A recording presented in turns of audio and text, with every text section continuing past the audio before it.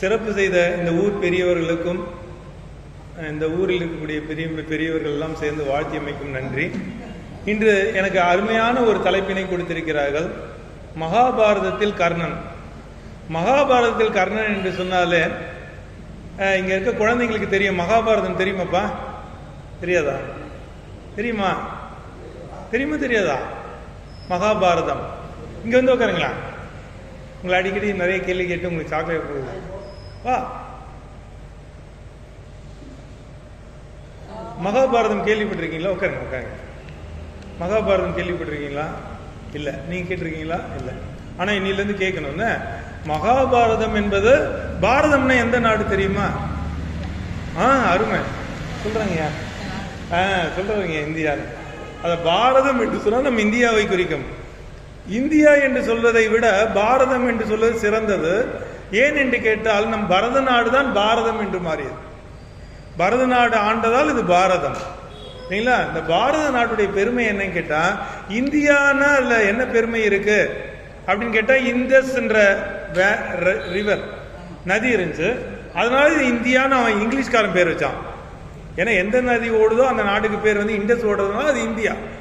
அதை விட பெருமை என்ன என்று கேட்டால், பரதன் ஆண்டுதால் இது பாரத நாடு. பரதன் யாருன்னு தெரியுமா? தெரியலன்னு சொல்லுங்க. தெரியல. பரதன் யாருன்னா ராமர் இருந்தார்ல. ராமர் தெரியுமா? ராமர் இருந்தப்போ அவருடைய பாதுகையை வைத்து ஆட்சி செய்தவர் தான் பரதன். ஏன் என்று கேட்டால், இந்த பாரதம் ஏன் படிக்க வேண்டும் என்று சொன்னால், நாம் எல்லோரும் குடும்பத்தில் எப்படி ஒற்றுமையாக இருக்க வேண்டும் என்று கற்றுக் கொடுப்பதுதான். நீங்க எப்படி அண்ணனை மதிக்கணும், நீங்க எப்படி அக்காவை மதிக்கணும், நீங்க எப்படி தம்பியை மதிக்கணும், நீங்க எப்படி அப்பாவை மதிக்கணும், எப்படி அம்மாவை மதிக்கணும், எல்லாவற்றையும் சொல்லிக் கொடுக்கக்கூடிய ஒரு நூல் தான் மகாபாரதம். மகாபாரதம் என்பது இந்தியாவுடைய மிகப்பெரிய கொடை. இதை எல்லா ஊர்களிலும் எல்லா குழந்தைகளும் கற்றுக்கொள்ள வேண்டும் என்பதற்காகத்தான் நீங்க இருக்கக்கூடிய ஊர் பெரியவர்கள் எல்லாம் இந்த மகாபாரதத்தை பற்றி சொல்ல வேண்டும் என்று இன்று ஒரு சொற்பொழிவை வைத்திருக்கிறார்கள். இது நம்ம தலைவர்கள் வைத்திருப்பது பெருமையுடையதான். ஆனால் அதைவிட பெருமையுடையது ஒன்று இருக்கிறது. என்ன என்று கேட்டால், துபாய் நாட்டில் எல்லாம் அவங்க வந்து வேறு சமயம் சார்ந்தவர்கள், நம்ம சமயம் சார்ந்தவர்கள். ஆனா அவர்கள் கூட பள்ளிக்கூடத்தில் பாடமாக மகாபாரதத்தை வைத்திருக்கிறார்கள். காரணம் என்ன என்று கேட்டால், எப்போதான் குடும்ப ஒற்றுமை இருக்கும். மகாபாரதத்தை படித்தால் போதும், நாம் பெரியவர்களை எப்படி மதிக்க வேண்டும் என்பதை நாம் கற்றுக்கொள்ளலாம். நீங்க ஒவ்வொரு பாத்திரங்களையும் பார்க்கலாம் இல்லையா? இதுல யார் எத்தனை பாத்திரங்கள் இருக்கிறாங்கன்னு தெரியுமா உங்களுக்கு? பாரதத்தில் 5 அண்ணன் தம்பி இல்லையா? எப்படி இருக்காங்க அப்படின்னு கேட்டீங்கன்னா, அந்த பாரதத்தில் வரக்கூடியவர்கள் யார் என்று கேட்டால், முதலில் தருமர் ஒருவர். எப்படி ராமாயணத்தில் ராமர் வந்து பரதன் பெருமையுடையவர்களோ, அதே மாதிரி மகாபாரதத்தில் பெருமையுடையவர்கள் யார் என்று கேட்டால், எல்லா கேரக்டருமே ஒவ்வொரு வகையில் தனித்தனி சிறப்புடையவர்கள். ராமாயணமும் அதே மாதிரி தான். ராமர் சிறப்புடையவன், பரதன் சிறப்புடையவன், எல்லாரும் ஒவ்வொரு சீதை சிறப்புடையவர், எல்லாரும் சிறப்புடையவர்கள் தான். அப்படித்தான் ஒரு காப்பியத்தை படைப்பார்கள். ஐயா அவர்கள் நிறைய இலக்கியம் பேசக்கூடியவர். அவரை கேட்டு பாருங்க, ஒரு இலக்கியம்னா எப்படி இருக்கணும், இலக்கியம்னா ஒரு திரைப்படம்னா எப்படி இருக்கணும். ஒரு திரைப்படம் நீங்க எப்ப போய் பார்ப்பீங்க? அவர் வந்து மிகுந்த திறமையுடையவராக இருப்பார். கதாநாயகன் யாராலையும் 2 பேரை அடிக்க முடியலன்னா அவர் 10 பேரை அடிப்பார். அது வந்து பொய்யாக கூட இருக்கலாம். ஆனால் இலக்கியத்தில் வரக்கூடிய கேரக்டர் என்ன, கதாநாயகர்கள் என்று சொன்னால், அப்படி நீங்கள் பின்பற்றி வாழ வேண்டும். அப்படி வாழ்ந்தால்தான் உங்களுக்கு பெருமை வரும். அர்ஜுனன் என்ன சொல்கிறாரோ, தருமர் என்ன சொல்கிறாரோ அதைத்தான் அர்ஜுனர் கேட்பார், அதைத்தான் பீமன் கேட்பார், அதைத்தான் சகாதேவன் கேட்பார், அதைத்தான் நகுலன் கேட்பார். இப்படி எல்லோரும் கேட்கக்கூடியவர்கள் தான் அவர்கள். சகாதேவன் எப்படி இருப்பார்? மிகப்பெரிய அறிவாளி. அறிவுக்கு சகாதேவன் என்று சொன்னால், அழகுக்கு நகுலன் இல்லையா? தர்மத்திற்கு தருமர், வில்லுக்கு விஜயன் இல்லையா? வில்லு விடுவதை வல்லவர் யாருன்னா விஜயன் தான். அதற்கு ஒரு கதை இருக்கிறது. யார் வில்லில் சிறந்தவர் என்று சொல்லி ஒரு போட்டி வந்துச்சு இல்லையா? துரியோதனன் நினைச்சிட்டு இருந்தா, நான் தான் நல்ல திறமையானவன், என்னை எப்போதும் நீங்க பாராட்டவே மாட்டீங்க, எப்போ பார்த்தாலும் அர்ஜுனனையே பாராட்டுறீங்க அப்படின்னு சொல்லிக்கிட்டே இருந்தான். சரி, அது ஒரு காலத்துல சொல்றேன்பா அப்படின்னு சொன்னார் அந்த குரு துரோணர். அப்போ ஒரு வழியா அவங்களாம் நடந்து போயிட்டு இருக்காங்க. நடந்து போயிட்டு இருக்கும்போது அர்ஜுனன் கீழே போய் குரு சொல்லிட்டார், இல்லை குரு என்ன சொல்ல, போய் தண்ணி எடுத்துட்டு வந்துட்டாரு. அவர் போய் ரொம்ப தூரம் இப்போ இருக்க மாதிரி வீட்டுக்குள்ள போய் தண்ணி எடுத்துட்டு வந்தாலே குழந்தைங்க யோசிக்கிறாங்க நான் ஏன் செய்யணும்னு சொல்லி. ஆனால் அந்த காலத்தில் குழந்தைகள் குரு சொன்னால் கேட்பார்கள், அதுதான் வேத வாக்கு. அப்போ என்ன தண்ணி எடுத்துட்டு வந்தோம்னா தண்ணி எடுத்துட்டு வர போயிட்டார் அர்ஜுனன். அப்போ துரியோதனைக்கு ஒரு மந்திரத்தை சொல்றார் துரோணர் மந்திரத்தை சொல்லி, நீ அந்த மந்திரத்தை சொல்லி ஒரு இந்த அம்பை விடு, அப்ப மரத்தில் உள்ள எல்லா இலைகளிலும் அது ஓட்டை போட்டு விடும்.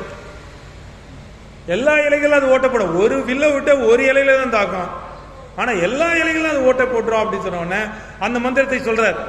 சொன்ன உடனே துரியோதனன் என்ன பண்றான், அதை எழுதி வச்சிடறான் தரையில மண்ணில் எழுதி வச்சுட்டு அந்த மந்திரத்தை சொல்கிறான். மந்திரத்தை சொன்னவரை அம்பு விடுறான், எல்லா இலையிலும் ஓட்டை விழுந்து விடுகிறது. அப்புறம் அந்த இடத்துல பயிற்சி முடிஞ்சிச்சு, அவ்வளவுதான். அடுத்த இடத்துக்கு போறாங்க. அர்ஜுனன் அங்க வரான். அர்ஜுனன் அந்த இடத்த தாண்டி தானே வர்றான், எல்லாம் குருலாம் அங்க தாண்டி போயிட்டாங்க. உடனே அர்ஜுனன் அங்க கீழே எழுதியிருக்கிறத பாக்குறான். அங்க மந்திரம் எழுதியிருக்கிறது.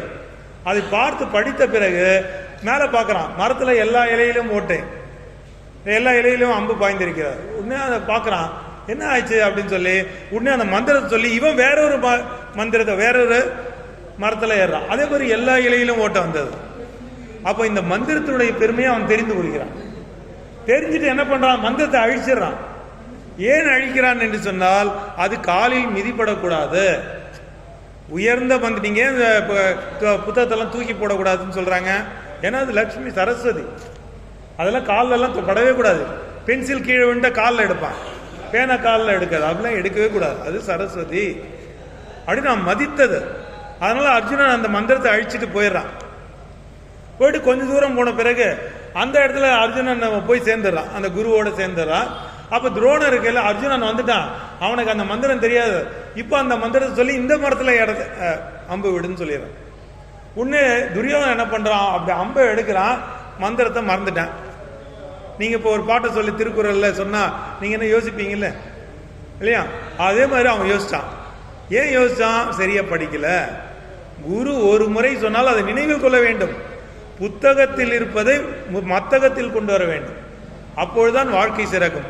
ஏதோ நம்ம படித்தான் தூக்கி போட்டோம் இல்லை, படித்ததை இங்கே கொண்டு வரணும், வாழ்க்கை முழுவதும் பயன்பட வேண்டும். அதுதான் துரியோதனன் மறந்துட்டான், எனக்கு தெரியல மந்திரம் சொன்னான், அவனால முடியல. ஆனால் அர்ஜுனன் சொன்னான், நான் விடட்டுமா அம்பு அப்படின்னு கேட்டான். சரி விடுன்னு சொல்றேன்னா, அவன் மந்திரம் சொல்லியே கொடுக்கல அர்ஜுனனுக்கு. ஆனால் அவன் ஏற்கனவே படிச்சுட்டு ஏற்றிட்டார். அப்போ கரெக்டாக அந்த மந்திரத்தை சொல்லி ஏற்றுற எல்லா இலையிலும் என்ன வந்துருச்சு, ஓட்டை வந்துடுச்சு. இதுதான் செய்தி. அப்போ அர்ஜுனன் எப்படி வாழ்ந்தான், வில்லாற்றல் எப்படி சிறந்தான், அப்போ துரியோதனுக்கு புரியுது, ஓ இதனால்தான் அர்ஜுனன் சிறப்பானவன், இவன் ஒருவனால் தான் நம்மை வீழ்த்த முடியும் என்பதை கடைசி வரை தெரிந்து கொண்டிருந்தான் இந்த துரியோதன். ஆனால் துரியோதனன் பயந்தான். அப்படி யாருமே கிடைக்காத போது ஒருவன் கிடைத்தான், அவன்தான் கர்ணன். கர்ணன் வில்லாற்றலில் அர்ஜுனனையே மிஞ்சியவன் இல்லையா, ஆனால் அவன் தவறானவருடன் சேர்ந்தான். துரியோதனுடன் சேர்ந்ததனால்தான் அவன் கடைசியில் அப்படி வீழ வேண்டிய நிலை ஏற்பட்டது. ஏன்னா எல்லாருக்கும் அண்ணன் யாரு, நம்ம கர்ணன் தான், ஆனா யாருக்கும் தெரியாது. ஏன்னு கேட்டா விளையாட்டு விபரீதமாகும் சொல்லுவாங்களே, தம்பி ரொம்ப விளையாடாத, நெருப்போட விளையாடாத, பட்டாசோட விளையாடாத, ஏன் சொல்றாங்க, விளையாட்டு விபரீதமாகிவிடும் அப்படி சொல்லுவாங்க. இதுக்கு காரணம், இதுக்கு நம்ம மகாபாரதத்துல யார சொல்றாங்க அப்படின்னு கேட்டு இல்லையா, அவர் எல்லாருக்கும் வரம் கொடுப்பார். அப்படி வரம் கொடுக்க போய் இவருக்கு ஒரு வீட்டில் வந்து ரொம்ப நாள் தங்கியிருக்காங்க, உனக்கு ஏதாவது ஒரு வரம் கொடுக்கணும் போல எனக்கு ஆசையா இருக்கு, நீ ஏதாவது இவருக்கு வரம் கேளு அப்படின்னு சொல்றாங்க. அந்த குந்தி குழந்தை, 16 வயசு குழந்தை இல்லைங்களா. அப்போ அந்த அம்மா என்ன சொல்றாங்க, இவருக்கு பெரியவங்க வாழ்த்துவாங்கல்ல, இப்போ நீங்களாம் கல்யாணம் பெரியவங்களாம் கல்யாணத்துக்கு போகும்போது வாழ்த்துவாங்க, அந்த வாழ்த்து பலிக்கும், நீங்க போய் வாழ்த்துற வாழ்த்து பலிக்குங்க இல்லையே. அதெல்லாம் எனக்கு கேட்கும்போது ரொம்ப சந்தோஷமா, நீங்க வாழ்த்தும் போதெல்லாம் எனக்கு ரொம்ப மகிழ்ச்சியா இருக்கும். பெரியவர்கள் எது சொன்னாலும் பலிக்கும், அப்படி வாழ்ந்துதான் அவங்க காலில் விழுந்து வணங்கணும் கல்யாணத்தில். அதுதான் 16 பேர்களும் பெற்று பல்லாண்டு வாழ்க.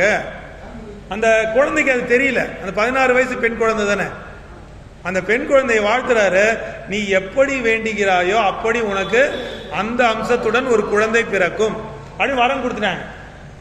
இந்த அம்மா சும்மா இல்லாம என்ன பண்ண, கல்யாணமே ஆகல, கல்யாணம் ஆன பிறகுதான் வேண்டி இருக்கணும். ஆனா கல்யாணம் ஆகிறதுக்கு முன்னாடியே சூரிய பகவானை வேண்டுறாங்க. என்ன வேண்டுறாங்க, எனக்கு ஒரு குழந்தை கொடு அப்படின்னு கொடுத்துட்டாரு உடனே. ஆனா உலகம் ஒத்துக்குமா, திருமணமாகாமல் ஒரு குழந்தையை வைத்திருப்பது தவறு. அப்படின்னு சொல்லி இந்த ஊர் என்னை தவறாக சொல்லுமேன்னு சொல்லி அந்த குழந்தை யார்? அந்த குழந்தை தான் கர்ணன். அந்த குழந்தையை தான் ஆற்றில் விட்டு விடுகிறார்கள். ஆனா குழந்தை தாய் அவள் தானே, தாயுடைய மதிப்பு இருக்கும் இல்லையா? அந்த தாயானவள் என்ன நினைப்பா? ஐயோ நம்ம குழந்தைய நம்ம இப்படி ஆத்துல விடுறோமேன்னு சொல்லி கண்ணீர் அழுது கொண்டு அந்த குழந்தையை தண்ணீரில் விட்டு விடுவார். எவ்வளவு குடும்பம் பாருங்க. எல்லாம் பிறந்த போது குழந்தைகளைத்தான் திருத்துவார்கள். ஆனால் இந்த இடத்துல தாயே திருத்தியவன் கர்ணன். நீ என்னை தவறு செய்தால் நீ அழுதான் ஆக வேண்டும் என்று பிறப்பிலேயே பெருமையுடையவனாக விளங்கினான் கர்ணன். பிறக்கும் பொழுதே எவ்வளவு பெருமை, நல்ல உயர்ந்த கர்ணன். ஏன் பேர் வந்து தெரியுமா? அழகிய காதுகளை உடையவன். கர்ணம் என்று சொன்னால் காது என்று பொருள். கும்பத்தை போல காதுகளை உடையவன் கும்பகர்ணன். இவங்க ரெண்டு பேருக்கு ஒரு பெருமை இருக்குங்க இல்லையா? உங்களுக்கு நல்லா தெரியும், இருந்தாலும் சொல்றேன். அந்த இருவர் மட்டும்தான் போர் செய்யும் பொழுது தான் போரில் தோற்பது உறுதி, இறப்பது உறுதி என்று தெரிந்தாலும் போருக்கு சென்றவர்கள் இரண்டு பேர். ஒருவர் கர்ணன், இன்னொரு கும்பகர்ணன். எவ்வளவு பெருமை பாருங்க. கர்ண பரம்பரை கதைகள் என்று சொல்வார்கள். கர்ண பரம்பரை காது வழி. அந்த காலத்தில் எழுதுறதுக்கு நோட்டு கிடையாது, பேனா கிடையாது, பென்சில் கிடையாது. ஆனா இத்தனை ஆண்டு காலம் நாம் மகாபாரதத்தை படிக்கிறோமே, தொல்காப்பியத்தை படிக்கிறோமே, எப்படி என்று கேட்டால் காது வழியாக கேட்டு கேட்டு கேட்டு கேட்டு வழி வழியாக வந்து வந்து இன்று நாம் இலக்கியங்களை படிக்கிறோம். ஆனால் குழந்தைகளாகிய உங்களுக்கு மகாபாரதத்தை பற்றி தெரியவில்லை, தெரிஞ்சுக்கணும். அதுக்காக தான் இந்த விழாவை ஐயா ஏற்பாடு பண்ணியிருக்காங்க. ஏன்னா நீங்க அதை கேட்டீங்கன்னா உங்களுக்கு அப்படி வாழணும்னு தோணும். எப்படி ஒரு வில்வித்தையில விஜயன் இருக்கான் அது மாதிரி தோணும். கும்பகர்ணன் எப்படி வாழ்ந்தான்? செஞ்சோற்று கடன் தீர்த்தவன் கும்பகர்ணன் இல்லையா? ஒரு நண்பன்னா எப்படி வாழணும் இல்லையா? நண்பன்னா நம்ம நல்ல கெட்ட பழக்கத்தை சொல்லி கொடுக்குற நண்பன் கிடையாது, நல்லதை சொல்லி கொடுப்பவன் தான் நண்பன். இப்போ உன் கையில ₹1 இருக்கு, அவர் கையில ₹1 இருக்கு. நீ ₹1 அவர்கிட்ட கொடுத்துட்டா உன் கையில எவ்வளவு இருக்கும்? ஒண்ணுமே இருக்காது. அருமையா சொல்றாரு பாருங்க. ₹1 நீ ₹1 இவர் கொடுத்துட்டா எவ்வளவு இருக்கும் உன்கிட்ட? ஒண்ணுமே இருக்காது. ஆனா உனக்கு தெரிந்த ஒரு விஷயத்தை அவருக்கு சொன்னா எத்தனை இருக்கும்? உன் கையில ஒரு விஷயம் இருக்கு, இவர் கையில ஒரு விஷயம் இருக்கு. நீ ஒரு விஷயத்தை அவர் கையில சொன்னா, அவர் உன் கையில ஒரு விஷயத்தை சொன்னா எத்தனை இருக்கும்? எல்லா கையிலும் 2 வந்துடும்ல. உன் கையில 2 விஷயம் வந்துடும், இவர் கையில 2 விஷயம் வந்துடும். அப்போதுதான் அறிவை கொடுக்க வேண்டும். நாம் மற்றவர்களுக்கு அறிவை கொடுப்பது எப்படி என்பது மிகப்பெரிய புண்ணியம். அப்படித்தான் நம்முடைய முன்னோர்கள் நமக்கு பாடத்தை கற்றுக் கொடுத்தார்கள். மிக அருமையான பாடங்களை எல்லாம் கற்றுக்கூடிய நீங்க முழுமையாக கர்ணனை படித்து விட்டால் நாம் எப்படி வாழ வேண்டும், வாழுவடைய புண்ணியம் என்ன, நாம் எவ்வளவு கொடுத்து வைத்தார்கள் என்று தெரிந்து கொள்ளலாம். ஏன் என்று கேட்டால் கர்ணனுக்கு எல்லாமே சாபம். கர்ணன் பிறக்கும் போதே தாய் என்ன பண்ணுவா? எடுத்து அணைச்சு கொள்வாள். குழந்தை எடுத்து அணைச்சு. ஆனா இந்த அம்மா எடுத்து விட்டுட்டாங்க, ஆத்துல விட்டுட்டாங்க இல்ல. எவ்வளவு குடும்பம் பாருங்க. நம்ம எல்லாம் அம்மா நல்லா பாத்துக்கிறேன், 3 வேளை சாப்பாடு போடுறேன் அப்படின்னா அம்மா எவ்வளவு உயர்ந்தவர்கள். ஆனா அந்த அவ்வளோ பெரிய இளவரசி அந்த அம்மா குந்தி தேவி, அந்த அம்மா நதியை விட்டுட்டாங்க இல்லையா? ஒரு படுக்கையில விட்டுட்டாங்க. ஆனா அப்படிப்பட்ட கர்ணனை ஒருவர் எடுத்து வளர்த்தார் இல்லையா? தேரோட்டி மகன் வளர்த்தார் என்ற காரணத்திற்காக இவர் ஒரு சபைக்கு போறார். 16 வயசுல போறார். இவரும் 16 வயசுல தான் போறாருங்க. அந்த 16வது நாள் தான் இவர் போர்ல கலந்துக்கிறார். எல்லாமே 16 இல்லையா? ரொம்ப மறைக்கவே கூடாது. அந்த 16வது வயதுல இவர் ஒரு அவை நடக்குது, பெரிய அவை. எப்படி நம்ம பாக்ஸிங்லாம் நடக்குது, கிரிக்கெட்லாம் நடக்குதோ அதுவும் பாக்ஸிங் அவையில எல்லாருமே இருக்க மாதிரி எல்லாரும் வில் போட்டி இருக்காங்க. அங்க யார்? அர்ஜுனன் தான் சிறந்த வில் வீரன். இவனை வெற்றி பெற இந்த உலகத்தில் யாருமே கிடையாது. இவன் தான் மிக சிறந்த சத்திரியன். சத்திரியன் என்று சொன்னால் போரில் வல்லவன் என்று பொருள். சத்ருக்களை பார்த்து பயப்படாதவனவனும் அவன் சத்திரியன். எதிரிகளை பார்த்து பயப்படவே மாட்டான் இல்லையா? உங்களை எல்லாருக்கும் நல்லா தெரியும், பந்திக்கு முந்து படைக்கு பிந்து அப்படின்னு சொல்லுவாங்க. ஆனா நம்ம ஸ்கூல்ல சொல்லும் போது படைக்கு பிந்து பந்திக்கு முந்துன்னு சொல்றது இல்லை. என்ன சொல்லுவாங்க? அதுக்கு வேற ஒரு பொருள் சொல்லியிருப்பாங்க. ஆனா உண்மையான பொருள் இந்த மகாபாரதத்தில் இருக்குங்க. என்னன்னா பந்திக்கு முந்து என்று சொன்னால், பந்தி என்று சொன்னால் என்ன தெரியுமா? வரிசை என்று பொருள். நீங்க மிலிட்டரிலாம் பார்த்துருப்பீங்களா? NCCல பிரேயர்லாம் நிற்பாங்க இல்லையா? வரிசையா, முதல் வரிசை, 2வது வரிசை. அது மாதிரி போர்க்களத்துக்கு செல்லும் போது அந்த வரிசையாக நிற்பார்கள். அதான் பந்தின்னு பேரு. அப்ப பந்திக்கு முந்தி என்று சொன்னால் போர்க்களத்தில் நாம் என்ன பண்ணோம்? முன்னாடி போய் நிக்கணும். அதுதான் பந்திக்கு முந்துதல். நம்ம பின்னாடி போய் ஒளிஞ்சு கூடாது. நம்ம நாடை காப்பாத்தணும்னா நம்ம தான் முன்னாடி இருக்கணும். அதுதான் பந்திக்கு முந்துதல். படைக்கு பிந்து என்று சொன்னால் என்ன பொருள்? படையில் நாம் பின்னாடி இருக்கணும். ஏன் ஒளிஞ்சுக்கணும்னு அர்த்தம் இல்ல. ஏன் பின்னே இருக்க வேண்டும் என்று சொன்னால், பின்னே இருப்பவன் தான் முழுமையான வீரன். ஏன் பின்னே இருப்பவன் முழுமையான வீரன்னா, முதல்ல என்ன படை செல்லும்? யானை படை செல்லும். யானை படையில் இருக்கிற வீரன் தேவையில்லை, யானை திறமையாக செலுத்தினால் போதும், யானை அடிச்சு துவம்சம் பண்றோம். அதே மாதிரி குதிரை படை இருந்தால் குதிரை படை அழிச்சிடும். குதிரை வீரமாக போர் செய்யும். அது மேல இருக்கும் குதிரையை செலுத்த தெரிந்தால் போதும். அடுத்து பின்னாடி தேர் படை இருக்கிறது. தேரினை ஒழுங்காக செலுத்தினால் போதும், தேரை ஒழுங்காக ஓட்ட தெரிஞ்சா போதும், அவனுக்கு வீரன் தேவையில்லை, தேரை செலுத்தக்கூடிய திறமை இருந்தால் போதும். ஆனால் நான்காவது இருக்கக்கூடிய படை இருக்கிறது, அது காலாட்படை. உண்மையான வீரம் இருப்பவர்கள் தான் நேருக்கு நேரே போர் செய்ய முடியும் இல்லையா? நேருக்கு நேராக போர் செய்யறவன் வீரனா இருக்கும். அதனால்தான் படைக்கு பிந்து என்று சொன்னார்கள். நம்மளாம் வேற மாதிரி சொல்லிட்டோம். பந்திக்கு முந்தினா திருமண காலத்துல ஃபர்ஸ்ட் பந்தியில போய் உட்காந்துருந்தோம். படைக்கு பிந்து என்ன சொன்னா, யாராவது சண்டைக்கு வந்தா நம்ம பின்னாடி போயிடணும், அப்படிலாம் இருக்கக்கூடாது, பின்னாடி தான் இருக்கும். ஆனா இன்னொரு பொருள் இருக்கிறது, பந்திக்கு முந்து என்று சொன்னால் கை முன்னாடி தான் போகும் சாப்பிட்றதுக்கு. பந்திக்கு முந்து, படைக்கு பிந்து. பின்னாடி அடிக்கணும்னா என்ன பண்ணோம்? வில்ல ஏந்து அப்படிதான் அடிப்போம் இல்ல, வில்லுக்கு ஏந்துதல், இதான் அம்பு பாய்ச்சிரோம்ல அதெல்லாம். அப்போ எல்லோருமே நம் முன்னோர்கள் எவ்வளவு அழகாக சொல்லியிருக்கா பாருங்க, எப்படி நாம் வாழ்ந்து கொள்ள வேண்டும். ஒருவனை ஜாதியை வைத்து பேசவே கூடாது. அவன் தேரோட்டியின் மகன் என்று சொல்லிவிட்டார்கள். கர்ணனை என்ன சொல்லிட்டாங்க? நீ தேரோட்டியின் மகன், நீ அர்ஜுனனுடன் போர் செய்ய முடியாது, ஏன்னா அர்ஜுனன் சத்திரியன் என்று சொன்னார்கள். ஆனால் உண்மையான சத்திரியன் யார்? கர்ணன் தான் சத்திரியன். ஏன் என்று கேட்டால், பிறக்கும் போதே கவச குண்டலங்களோடு பிறந்தவர். போருக்கு போகும்போது நீங்க எப்போ யூனிஃபார்ம் போடுவீங்க? ஸ்கூல் போகும்போது தானே போடுவீங்க. அதான விஷயம். சீருடை ஸ்கூலுக்கு போகும்போது தான், பள்ளிக்கு செல்லும் போது தான் போட முடியும். அதான் போருக்கு செல்லும் போது தான் கவசங்கள் அணிவார்கள் இல்லையா, காதில் குண்டலம் அணிவார்கள். ஆனால் பிறக்கும் பொழுதே கவச குண்டலத்துடன் பிறந்தவன் கர்ணன். கரெக்டுங்களா? கவச குண்டலம் தான் தெரியுமா? கவசம்னா இங்க போட்டிருப்பாங்களே, அதுதான் கவசம். ஏன்னா அம்பு பாஞ்சா கூட அது பாயாது. குண்டலம்னா காதில் போட்டிருப்பாங்க. அது இது ரெண்டும் பிறக்கும் பொழுதே பெற்றவன் கர்ணன். அப்ப இவன் தான் உண்மையான சத்திரியன். ஆனா அது யாருக்குமே தெரியாது. ஏன் கர்ணனுக்கே தெரியாது தான் சத்திரியன், தான் தேரோட்டியின் மகன் தான். ஆனா துரோணருக்கு என்ன தெரியும்னா, தன்னுடைய மாணவன் தான் வெற்றி பெற வேண்டும் அப்படின்னு நினைச்சார். உண்மையான திறமை வெற்றி பெற வேண்டியதை பற்றி அவர் கவலைப்படவில்லை. அவர் என்ன சொல்றாரு? கர்ணன்லாம் இதுல கலந்து கூடாது. ஏன் என்று கேட்டால் அவன் தேரோட்டி மகன், அவன் இதுல கலந்து கூடாது, நீ சத்திரியன் அர்ஜுனன் தான் கலந்துக்கணும் அப்படி சொல்றாரு. அப்பொழுதுதான் ஒரு வரான் துரியோதனன் ஒருத்தன். துரியோதனன் ஆணவத்தில் மிக்கவன் தான், யாரையும் மதிக்க மாட்டான், கடவுளையே மதிக்காதவன் துரியோதனன். ஆனால் தான் கடைசியில் அவமானப்பட்டு போனான் இல்லையா? தன்னுடைய அண்ணியாக இருக்கக்கூடிய அந்த பாஞ்சாலியே அவமானப்படுத்தியவன் துரியோதனன். அண்ணினா யாரு? அண்ணனுடைய மனைவி. அண்ணனுடைய மனைவி யாரு? அம்மா. இரண்டு அம்மாவை போல் மதிக்க வேண்டும் அண்ணிய. அந்த அண்ணியை எதிர்த்து பேசியதால் அவருடைய வாழ்க்கையை முடிந்தது, அவருடைய பரம்பரையே அழிஞ்சு போச்சு. துரியோதனன் கூட பிறந்தவர் 100 பேர். 6லும் சாவு 100லும் சாவு என்று சொன்னார்கள். அப்ப கர்ணன் அந்த 5 சேர்ந்தால் 6 பேர் ஆயிடும். 6லும் சேர்ந்தாலும் சாவுதான், இந்த 100 பேர் கூட சேர்ந்தாலும் சாவுதான். நான் துரியோதனுடன் தான் இருப்பேன் என்று சொல்லிவிட்டார் இல்லையா? அவங்க அம்மா சொல்றாங்க கடைசியில, பின்னாடி பார்க்க போறோம், அதெல்லாம் ரொம்ப அழகா இருக்கும். இந்த ரொம்ப அழகான கதை இல்லையா? அப்ப அந்த வில்வீரத்தில் சொல்லும் பொழுது இவனை எல்லாரும் அவமானப்படுத்துறாங்க கர்ணனை இல்லையா? நீ தேரோட்டிய மகன், உனக்கு இதுல கலந்து கொள்ள உரிமை இல்லை என்று சொல்லிவிடுகிறார்கள். அப்ப துரியோதனன் வரான். துரியோதனன் இன்று முதல் இவன் சத்திரியன் தான், இவன் ஒரு தேசத்துக்கு அதிபதி என்று சொல்லிவிட்டான். அது அங்க தேசம்னு ஒரு தேசம். அப்பெல்லாம் நிறைய தேசம் இருக்கு. இப்போ சேலிமேடுனா சேலிமேடு ஒரு தேசம் இல்லையா? பாண்டிச்சேரி ஒரு தேசம். அப்படி சின்ன சின்ன தேசங்கள் தான் மன்னர்கள் ஆழ்வார்கள். அப்போ அங்க தேசம் ஒரு தேசத்தை கொடுத்துறான். எப்பொழுது மன்னன் ஆகிவிட்டானோ அவனுக்கு ஜாதி கிடையாது. அப்போ அவன் போட்டிக்கு தயாரிக்க விடுகிறான். அப்போ அவனுக்கு வெற்றி பெறுவது என்பதெல்லாம் இல்லை, தன் அவமானத்தை துடைத்தான் இல்லையா ஒருத்தன். யாரு? துரியோதனன். துரியோதனன் கெட்டவனா இருந்தாலும் நட்புக்கு அவன் இலக்கணமானவன். உன்னை என்ன பண்ணான்?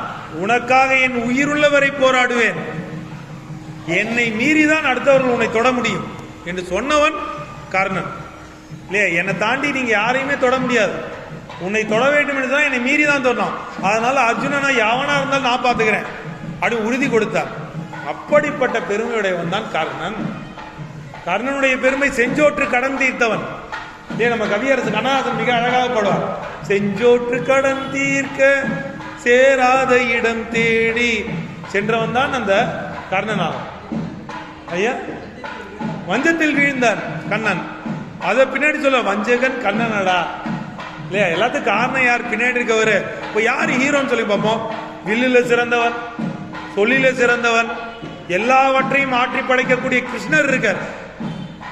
ஆனால் யார் ஹீரோ என்று கேட்டால், யார் கதாநாயகன் என்று கேட்டால், நீங்கள் யாரை ஒரு திரைப்படம் பார்த்து நினைவில் வைத்துக் கொள்கிறீர்களோ அவர்கள் தான் கதாநாயகன்.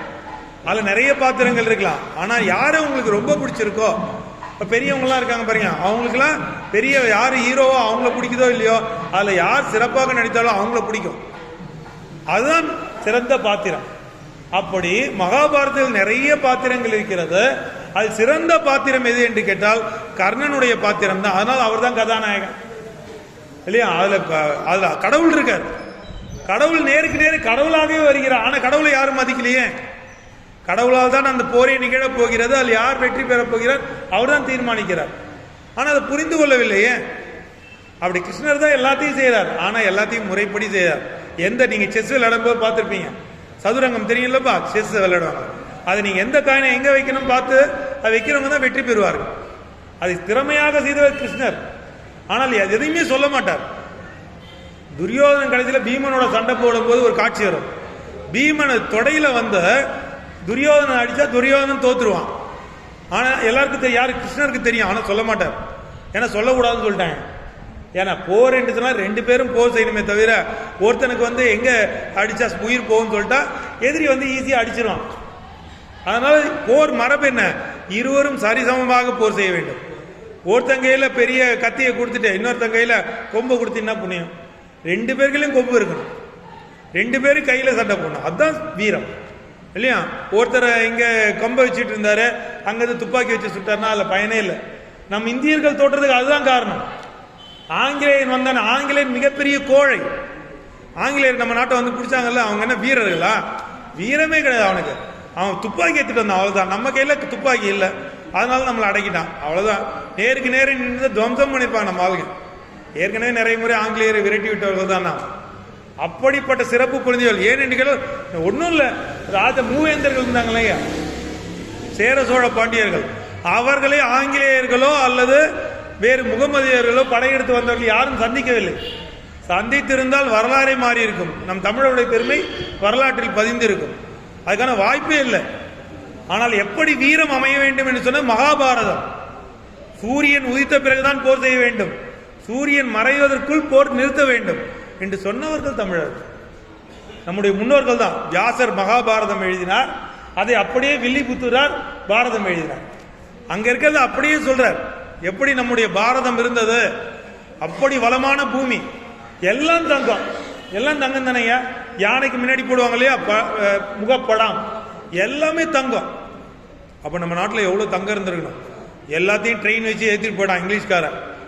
அவனுடைய நாட்டு இங்கிலாந்து, பிரான்ஸ், ஆஸ்திரேலியா எல்லாம் இன்னைக்கு பணக்கார நாடா இருக்கு. யாருடைய சொத்து? எல்லாம் நம்முடைய சொத்து. இங்க இருந்து ஏற்றிட்டு போயிட்டானுங்க எல்லாரும். எல்லா நாட்டு துபாய், எல்லா நாடுலையும் சொத்து இன்னைக்கு அதிகமா இருக்கு. காரணம் என்ன? எல்லாம் இந்தியாவுடைய பணம். இந்தியாவில் இருக்கக்கூடிய தங்கங்களை எல்லாம் அவன் சுரண்டி கொண்டு போய்விட்டான். இங்கிருந்து ட்ரெயின் விட்டான் இங்கிலீஷ்காரன், கப்பல் விட்டான் இங்கிலீஷ்காரன். நம்ம பெருமையா பேசுறோம். எதுக்காக விட்டான்? இங்க இருந்த செல்வங்களை எல்லாம் தங்கங்களை எல்லாம் கொண்டு போய் விட்டான். நீ இதை எப்படி புரிந்து கொள்ளலாம்? ஐயோ அதெல்லாம் பொய் அப்படின்னு சொல்லவே முடியாது. ஏனெனில் மகாபாரதத்தில் பாருங்க, எல்லாமே தங்கம் தான். நம்முடைய கடவுள் எல்லா கோயில்களிலும், சிதம்பரம் கோயிலாக இருந்தாலும் சரி, இல்ல மீனாட்சி அம்மன் கோயிலாக இருந்தாலும் சரி, எந்த கோயிலாக இருந்தாலும் எல்லா அணிகலன்களும் தங்கம் தான். அதனால்தான் முதல்ல கோயில் இருக்கக்கூடிய தங்கத்தை எல்லாம் எடுத்துட்டு போயிட்டாங்க. அப்ப நம்மலாம் இங்க ஏழையா இருக்க வேண்டிய அவசியமே இல்லை. நம்மளாம் பெரிய கோடீஸ்வரலா வாழ வேண்டியவர்கள் தான். இதெல்லாம் எப்படி தெரிஞ்சுக்கலாம்? மகாபாரதம் படித்தா தெரிஞ்சுக்கலாம். மகாபாரதத்தில் அப்படிப்பட்ட வீரர்கள் தான் வாழ்ந்தார்கள். அப்படிப்பட்ட வீரனாக இருந்தக்கூடிய அந்த கர்ணனானவன் என்ன பண்றான்? ஒவ்வொரு செயலாக வருகிறான். அந்த நல்ல நண்பன் ஆயிட்டான். இப்போ ஒரு ஒரு நட்புக்கு ஒரு இலக்கணமாக துரியோதனை ஏன் சொல்றாங்க அப்படின்னா, அதுக்கு ஒரு கர்ணனுடைய கதை பாருங்க. ஒரு பெண் ஒரு குடும்பத்தில் எப்படி பழகணும்? ஒரு எல்லா பெண்களையும் தங்கை போல பார்க்க வேண்டும். வயதில் குறைந்தவராக இருந்தால், வயதில் அதிகமாக இருப்பவர்களாக இருந்தால் அவர்கள் தாயாகத்தான் பார்க்க வேண்டும். என்று சொன்னது மகாபாரதம் இல்லையா? எல்லா பெண்களையும் தாய் தான். நம்ம இந்தியாவில் அப்படிதான் பார்ப்பாங்க.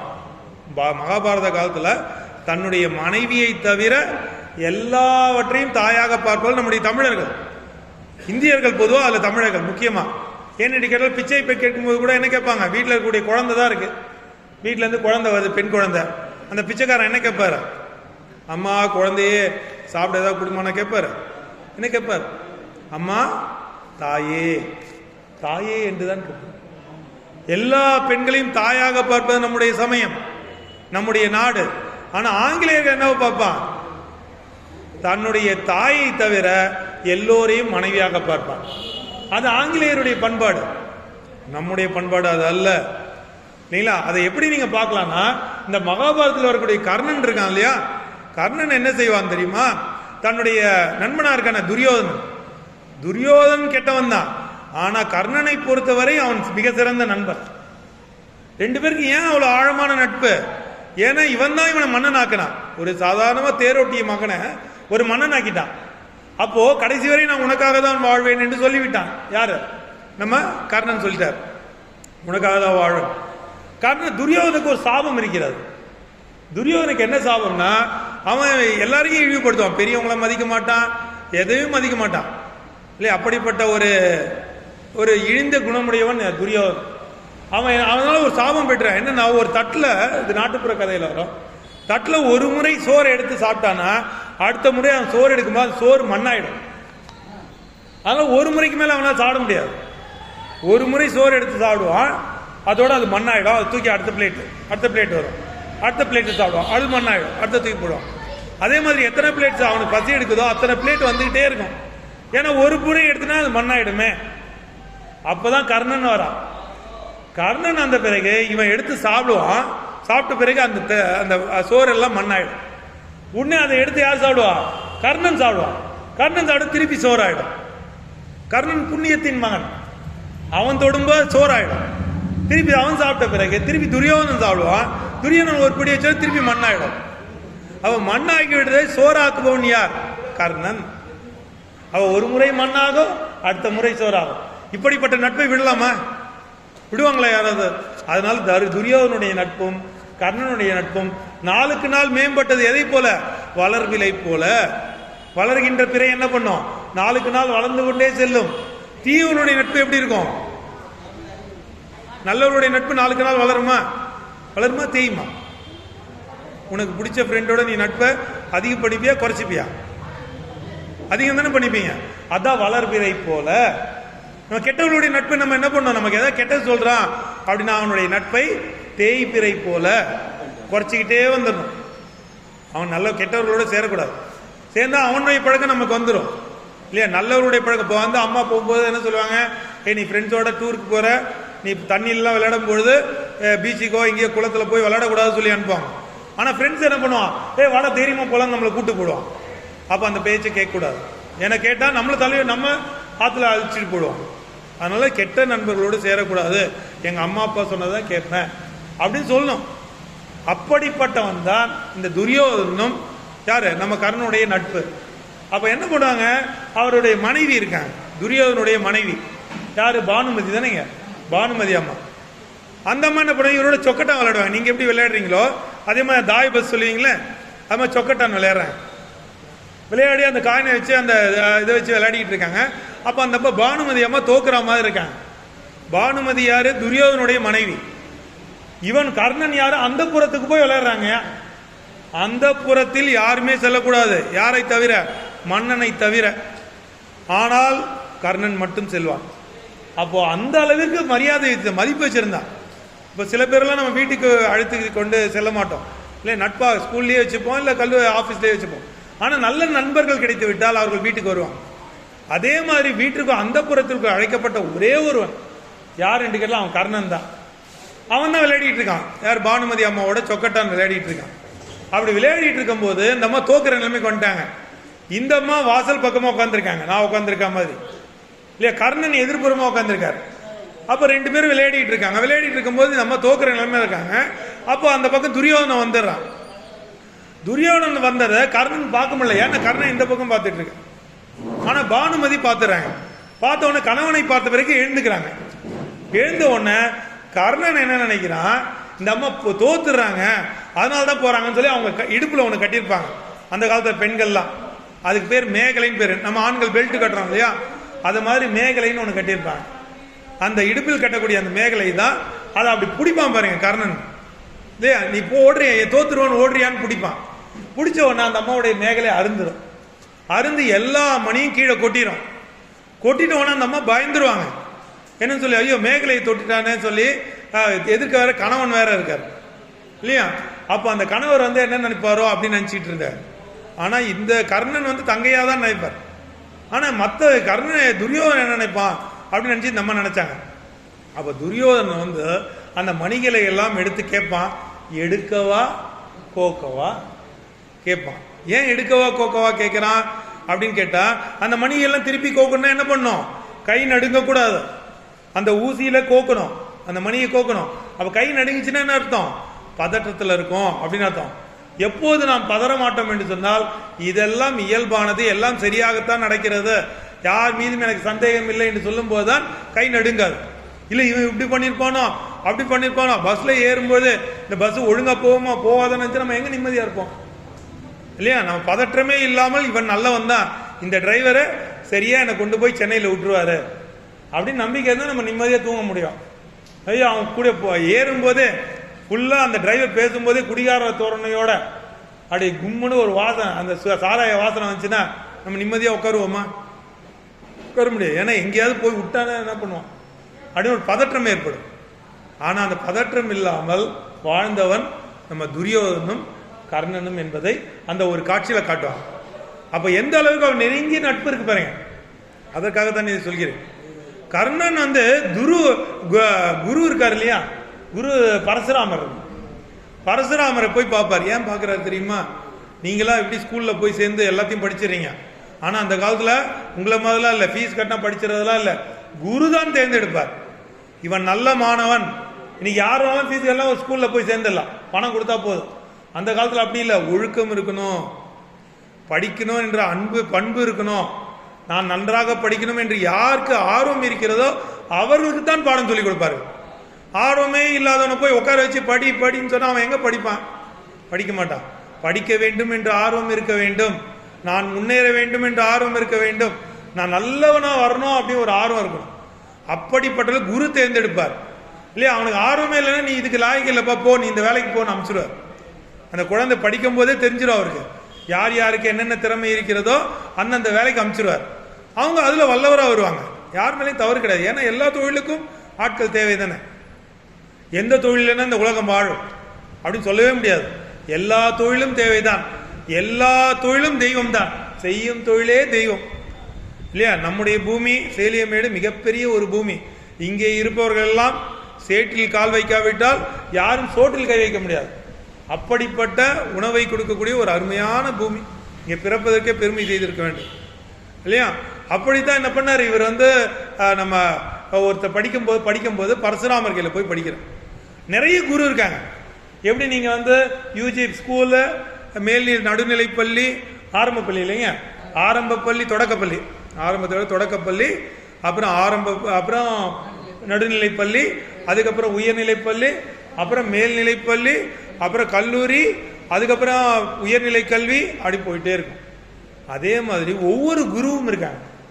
ஒரு குரு வந்து எல்லாருக்கும் மாணவர்களும் கற்றுக் கொடுப்பாங்க. அந்த குரு தேர்ந்து செய்விட்டால் அடுத்த குருக்கு அனுப்புவார். அவர் தான் பரசுராமர்.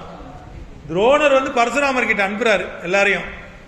அப்போ வந்து இந்த யாருக்கு கர்ணனுக்கு அந்த வாய்ப்பு கிடையாது. ஏன்னா தேரோட்டி மகனாச்ச போனா சொல்லி தர மாட்டார் பரசுராமர். ஏன்னா நீ குவாலிஃபிகேஷனே கிடையாது உனக்கு, நீ தேரோட்டுறதுக்கெல்லாம் லாய்க்கு அப்படின்னு அனுப்பிச்சிடுவார். அதனால இவன் ஒரு பொய் சொல்லிட்டான். ஏன்னா இவனுக்கு திறமை இருக்கு, ரத்தத்திலேயே ஊறி இருக்கு இல்லையா, இவனுக்கு திறமை இருக்குன்னு சொல்லி இல்லையா. அம்மி குத்துபவனை சிற்பம் செய்ய சொல்லக்கூடாது, சிற்பம் செய்பவனை அம்மி குத்த சொல்லக்கூடாது இல்லையா. அம்மி குத்துறவனை சிற்பம் செய்ய சொன்னாலும் பரவாயில்ல, அவன் எப்படி கெட்டு போறான்னு. ஆனா சிற்பம் செய்யறவன் போய் அம்மி குத்த சொன்னா அவனுக்கு எவ்வளவு கோவம் வரும் இல்லையா. அதுதான் செய்தார்கள். அது ரொம்ப கோவம் வந்துருச்சு. நான் தேரோட்டி மகன் அல்ல என்று சொல்லி எல்லா வித்தையும் கத்துட்டார். கத்துக்கிட்டு குரு வந்து ரொம்ப பிடிச்சிச்சு. எப்படி உங்க ஆசிரியருக்கு உன்னை ரொம்ப பிடிக்குமோ அதே மாதிரி கர்ணனை ரொம்ப பிடிச்சிச்சு. ஏன்னா அவன் எது சொன்னாலும் கேட்கிறான். இல்லையா? உங்க ஆசிரியர் உன்னை நாளைக்கு படிச்சுட்டு வான்னு சொன்னா நீ படிச்சுட்டு போயிடுவியா இல்லையா? படிக்க மாட்டியா? படிச்சிருவல்ல. அப்போ உன்னை பிடிக்குமா இல்லையா? பிடிக்கும். அப்ப நிறைய கேள்விகளை கேட்க கேட்க எந்த மாணவர்கள் பதில் சொல்கிறார்களோ அவங்களுக்கு ரொம்ப பிடிக்கும் இல்லையா? அப்போ பிடிக்கும் பொழுது கர்ணனை ரொம்ப பிடிச்சிச்சு அவருக்கு. அப்போ கர்ணன் வந்து என்ன பண்ணுவான், மாணவன் தன்னுடைய மகன் போல நினைத்து அவருடைய தொடையில படுத்துப்பார். கர்ணன் வந்து உட்கார்ந்துருப்பான், அவருடைய தொடையில போய் படுத்துப்பார். யாரு? பரசுராமர் படுத்துக்கிறார். படுக்கும்போது ஒரு மிகப்பெரிய வண்டு இந்த நம்ம பார்க்குற வண்டு இல்லை, பெரிய வண்டு. அந்த வண்டு என்ன பண்ணுச்சியா, கர்ணனுடைய தொடையை போய் கடிக்குது. இந்த பக்கம் குரு படுத்திருக்கார், இந்த பக்கம் தொடையில கடிக்குது. கடிச்சா என்ன பண்ணும், நம்மளா இருந்தா குருவே கொஞ்சம் எழுந்துறீங்க கடிக்குது அப்படின்னு சொல்லிடுவோம் இல்லைங்க. ஆனா இவர் என்ன பண்ண, குருவோடைய தூக்கத்தை கலைக்கக்கூடாது. எவ்வளோ நல்ல பண்பு பாருங்க. நீங்களாம் அம்மா தூங்கும்போது அப்பா தூங்கும்போது தொந்தரவு பண்ணக்கூடாது இல்லையா? எப்படி நீங்கள் காலையில் தூங்கும்போது அம்மா தொந்தரவு பண்ணல, ஏன்னா ஸ்கூலுக்கு போகும்போது எழுந்துருக்கணா எழுந்துக்க மாட்டீங்க. ஆனால் நீங்களே நாலுலேருந்து எழுந்துக்கணும், உங்கள் கடமை அதுதான். அப்போ என்னாச்சு, இந்த தொடையை கடிக்கும் பொழுது அங்கேருந்து ரத்தம் வருது, நிறைய ரத்தம் கொட்டிக்கிட்டு இருக்கு. கொட்டிக்கிட்டு இருக்கும்போது ஆனாலும் அவர் எதுவுமே சொல்ல, அப்படியே அமைதியாக இருக்கார். பரசுராமர் எழுந்து பார்க்குறாரு, எல்லா இடத்துலையும் ரத்தம். எப்படி ரத்தம் வந்துச்சு அப்படின்னு கேட்குறாரு. இல்லை குருவே, வண்டு கடிச்சிச்சு போல இருக்கு அப்படின்னு சொல்றார். வண்டு கடித்ததை தாங்கக்கூடிய அளவிற்கு நீ இருக்கிறாய் என்று சொன்னால் நீ வந்து நிச்சயமாக என்னவா இருக்கணும், மிகப்பெரிய ஒரு வல்லமை உடையவனாக தான் இருக்கணும் இல்லையா? நீ என்னிடம் பொய் சொல்லி விட்டாய், நீ அந்த இல்லை, நீ பொய் சொல்லி விட்டாய் அப்படி வந்து சொல்லிடுறார். அப்புறம் தான் வந்து என்னப்படா இதுக்கு உனக்கு என்ன தண்டனை, நீ எப்பொழுது போர்க்களத்தில் மந்திரத்தை பயன்படுத்துகிறாயோ அப்பொழுது அந்த மந்திரம் உனக்கு மறந்து போகும். கற்ற கல்வி எல்லாம் மறந்து போச்சுன்னா கற்றதுடைய பயன் என்ன? நீ இப்போ தேர்வுக்கு படிச்சுட்டு போறீங்க, அங்க தேர்வு அறைக்கு போன உடனே எல்லாமே மறந்துச்சு, அப்ப என்ன பயம் வந்துடும். அதான் நடந்துச்சு கர்ணனுக்கு இல்லையா? ஏன் ஆசிரியரை மதிக்காவிட்டால் உங்களுக்கு அதுதான் நேரும். ஆசிரியரை மதிக்கணும், குருவை மதிக்கணும். ஆசிரியர்களை இன்று எல்லா திரைப்படங்களிலும் ஆசிரியரை இழிவாக காட்டுறாங்க. அதனால தான் இன்று எல்லா குழந்தைகளும் வருத்தப்படைய மறதி அதிகமாகிடும்.